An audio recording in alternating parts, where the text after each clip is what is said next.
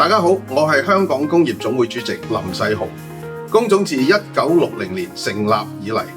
一直同香港工業界並肩同行，一方面為業界發展出謀獻策，一方面亦積極推廣香港工業，協助企業拓展新嘅市場，把握新嘅機遇。近年環球經濟同埋供應鏈變化好快，企業走出去變得更加重要。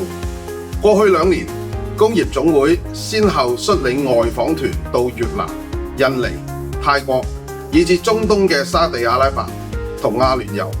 唔同嘅地方，帶會員企業實地考察，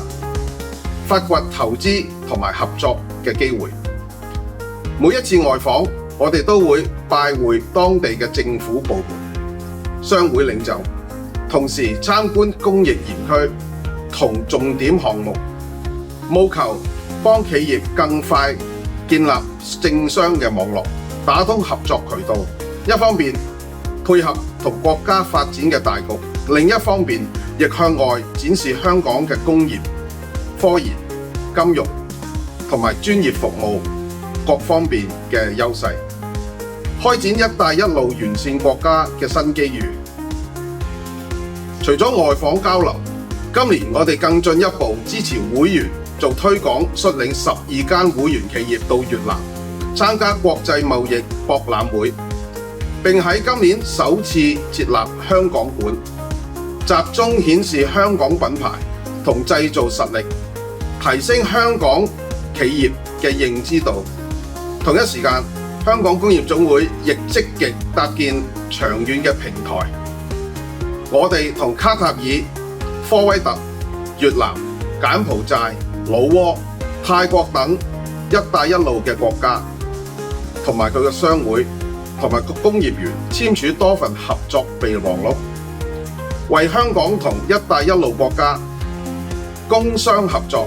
打好基礎。為咗更適切咁樣支持企業進軍東盟市場，工總成立咗東盟工業協會，並喺越南設立海外辦事處，至今已協助110間會員企業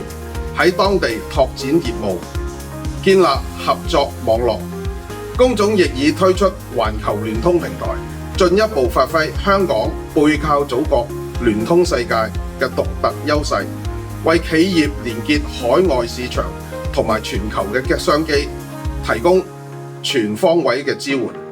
展望未來，香港工業總會會繼續支持一帶一路倡議，